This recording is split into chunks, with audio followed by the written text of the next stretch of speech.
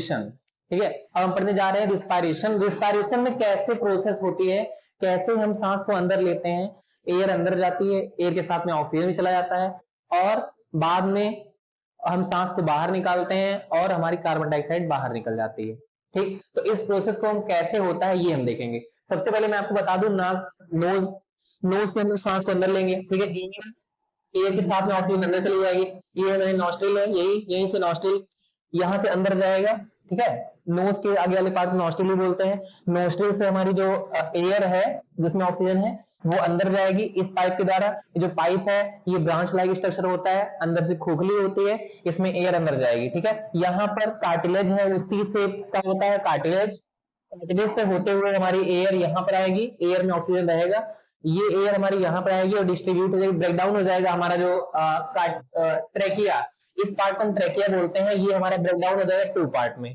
ठीक, तो ये दो तरफ, एक लंग्स इधर रहेगी, एक लंग्स इधर रहेगी, दोनों लंग्स में पेयर ऑफ लंग्स है हमारी, वो दोनों तरफ चला जाएगा। ठीक, जैसे ब्रांच टूटती है उसमें छोटी छोटी ब्रांचेस और भी होती हैं, जस्ट लाइक दिस। ये हमारा जो ट्रेकिया है ये टूटता है यहाँ ब्रोंकाई में, इसमें 2 ब्रोंकाई होती है।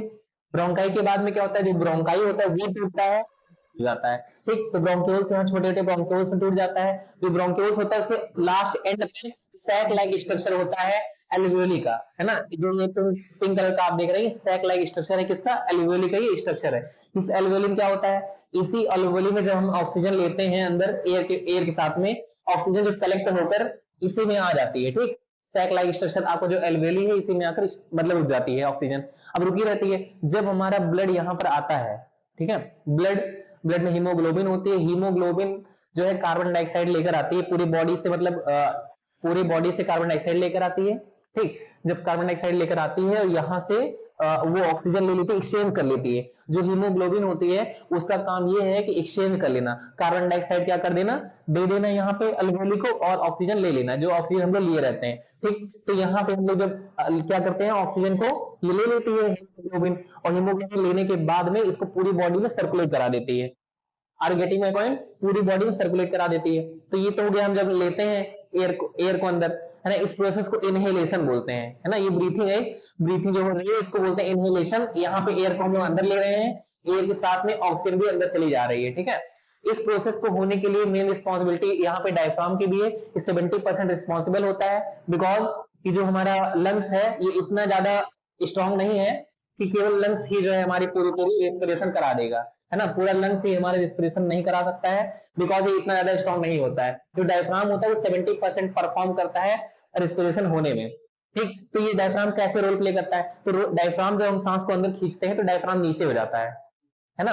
तो जब नीचे हो जाता है तो वो पूरा पूरा खींचता है ना, पुल करता है किसको, जो एयर रहती है उसको पुल करता है अंदर को, तो वो नीचे हो जाता है। तो इस तरह से हम लोग इनहेल करते हैं। ठीक, एयर को इनहेल करते हैं और हमारा ऑक्सीजन अंदर आ जाता है और CO2 बाहर बाहर जाता है। अब CO2 बाहर कैसे जाएगा, यहाँ से, यहाँ पे मान लीजिए पूरी बॉडी के जो कलेक्ट करके हीमोग्लोबिन था, ब्लड में जो हीमोग्लोबिन पाई जाती है, वो हीमोग्लोबिन पूरी बॉडी से जितनी भी CO2 थी उसको कलेक्ट करके लेकर आई है, यहाँ पर दे दी इनको, है ना, यहाँ पर। तो कैसे ये बाहर जाएगी, ठीक, तो ये आप देख लीजिए। अब यहाँ पे मैंने बताया डायफ्राम 70% वर्क करता है इनहेल करने में और एक्सहेल करने में। एक्सहेल मींस क्या होता है, एयर को बाहर निकालने में। अब इस एयर के साथ में अब की बार ऑक्सीजन बाहर नहीं जाएगी, है ना, यहाँ पर क्या जाएगा, ऑक्सीजन बाहर जाएगी, थोड़ी सी मात्रा 16% लगभग जो है ऑक्सीजन बाहर चली जाएगी। 21% हम लोग ऑक्सीजन लेते हैं और 16% ऑक्सीजन बाहर निकल जाती है। ठीक है, अब क्या होता है, ये डायफ्राम फिर धक्का देता है, ठीक, पुश करता है, अब बाहर को पुश कर रहा है ऊपर को। ठीक, जब ऊपर को पुश करता है तो जो एयर रहती है वो बाहर निकलती है। जब एयर बाहर निकलती है तो जो एल्वेली है ये हीमोग्लोबिन से क्या कलेक्ट कर ले रहा है, सारी कार्बन डाइऑक्साइड में हीमोग्लोबिन यहाँ पर देकर और ऑक्सीजन लेकर चले जाते हैं पूरी बॉडी में। ठीक है, तो यहाँ पे क्या रहता है, कार्बन डाइऑक्साइड रहता है। जो कार्बन डाइऑक्साइड जब हम सांस छोड़ते हैं तो यहाँ पे ये डायफ्राम की मदद से जब हम धक्का देते हैं, नीचे से धक्का पुश करते हैं, तो ये जो एल्वेली है ये कार्बन डाइऑक्साइड फिर से ऐसे उल्टे फॉर्म में दे देता है इनको, फिर ये लेकर चले जाते हैं यहाँ से। फिर उसी प्रोसेस जैसे आई रहती है सांस, मतलब एयर अंदर, उसी प्रोसेस से एयर बाहर निकल जाती है। ठीक है, are you getting my point. तो आपको ये समझ में आ गया होगा कि diaphragm is very important for respiration. Diaphragm जो होता है वो 70% रोल प्ले करता है हमारे रेस्पिरेशन में, लेकिन लोग केवल कहते हैं कि लंग्स ही परफॉर्म करती है, कि लंग्स ही केवल परफॉर्म नहीं कर सकती है। ठीक है, लंग्स इतनी पावरफुल नहीं होती है कि वो पूरी रेस्पिरेशन में पूरा वो पार्टिसिपेट मतलब कर पाए केवल अकेले, है ना। तो यहाँ पे डायफ्राम भी रोल प्ले करता है। तो हमारी जो एयर, वो एयर रहती है, जो एयर जाती है अंदर जिसमें ऑक्सीजन रहती है, वो जाती है किसकिस रास्ते से, नोस्ट्रिल। नोस्ट्रिल के बाद नोसोफेरिंक्स में जाती है, नोसोफेरिंक्स यहीं पर होता है, नोज के अंदर नोसोफेरिंक्स, फिर फेरिंक्स और फिर लैरिंक्स। लैरिंक्स क्या होता है, जो हमारी वॉइस बॉक्स है, वॉइस बॉक्स, इसको लैरिंक्स बोलते हैं। उसके बाद मैंने बताया ट्रैकिया, ट्रैकिया से एयर आती है। उसके बाद क्या होता है, यहाँ कार्टिलेज होता है, सी शेप स्ट्रक्चर, मींस ट्रैकिया से होते हुए ऐसे ही फिर ट्रैकिया टू पार्ट्स में डिवाइड हो जाता है, जिसको बोलते हैं ब्रोंकाई। ब्रोंकाई फिर आगे फर्दर डिवाइड होता है छोटे छोटे ब्रोंक्यूल्स में। ब्रोंक्यूल्स में सैक लाइक स्ट्रक्चर होता है एल्वियोली का। तो और आगे मैंने सारा कुछ आपको समझा दिया, ठीक है। एल्वियोली में क्या होगा, यहाँ पे ऑक्सीजन आगे कलेक्ट हो जाएगी। अब जब हीमोग्लोबिन आएगी लौट कर, तो इनको लेकर चली जाएगी सारी सारी, ठीक, और पूरी बॉडी में सर्कुलेट कर देगी। तो इस प्रकार से हमारी जो ऑक्सीजन होती है पूरे ब्लड में सर्कुलेट हो जाती है। मैं आपको बता दूं कि हम लोग 21% ऑक्सीजन को गेन करते हैं, ठीक, 21% ऑक्सीजन गेन करते हैं और 16% ऑक्सीजन बाहर निकाल लेते हैं। ऑक्सीजन लेते टाइम में गलती से 0.03% कार्बन डाइऑक्साइड भी गलती से चली जाती है हमारे अंदर, ठीक है। लेकिन जब हम बाहर निकालते हैं तो कार्बन डाइऑक्साइड ज्यादा मात्रा में निकलती है, क्योंकि पूरी बॉडी की जो कार्बन डाइऑक्साइड रहती है वो बाहर निकल जाती है, ठीक, जब हम एक्सहेलेशन करते हैं, ठीक। कैसे निकल जाती है, उसमें कितना परसेंट निकल जाती है सर कार्बन डाइऑक्साइड, तो कार्बन डाइऑक्साइड की 4.6% कार्बन डाइऑक्साइड बाहर निकलती है। और आपको ये भी पता होना चाहिए, आप केवल ऑक्सीजन को अंदर नहीं लेते हैं, ऑक्सीजन के साथ साथ में, क्योंकि 21% ऑक्सीजन लिया आपने, है ना, 78% आप नाइट्रोजन भी लेते हैं अंदर में, ठीक है। एयर के साथ में नाइट्रोजन भी चली जाती है 78%।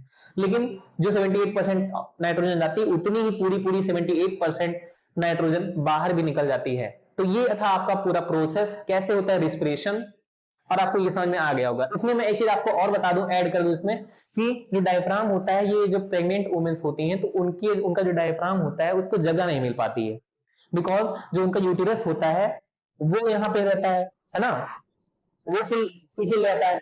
तब यहाँ पे क्या होता है, डायफ्राम को स्पेस नहीं मिल पाती है ऊपर नीचे होने की, यानी कि खींचने की और छोड़ने, मतलब धक्का देने की, पुश और पुल करने की जगह वहां पे नहीं होती है। तो उस केस में, ऐसे केस में वहां पे वो क्या होता है कि जो रिब्स होती हैं वुमेन्स की, प्रेग्नेंट वुमेन्स जो होती हैं, उनकी रिब्स जो है परफॉर्म करती है ये मतलब वर्क, क्योंकि 70% डायफ्राम ही कर रहा था, अब ये नहीं करेगा तो कौन करेगा, तो वहां पे रिब्स करती हैं। रिब्स यानी कि पसली, तो पसली जो है सांस को छोड़ती है और सांस को खींचती है, ठीक।